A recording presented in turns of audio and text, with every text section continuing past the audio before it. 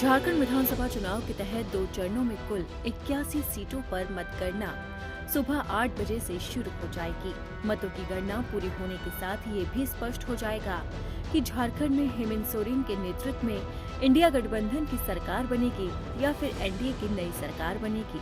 झारखंड का स्वरूप कैसा होगा ये भी तय हो जाएगा।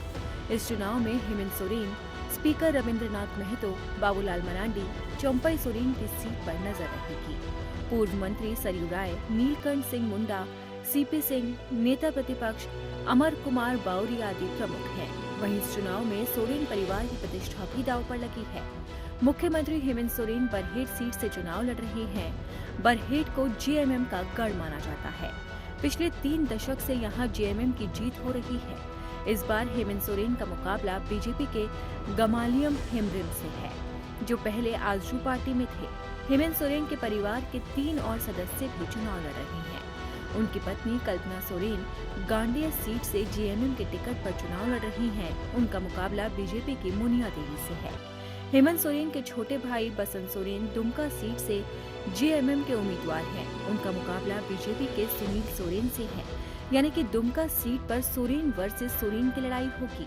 सोरेन परिवार के एक और सदस्य चुनावी मैदान में हैं, हालांकि वो हेमंत सोरेन को चुनौती दे रही हैं। हेमंत सोरेन की भाभी सीता सोरेन जामताड़ा सीट से बीजेपी के टिकट पर चुनाव लड़ रही हैं।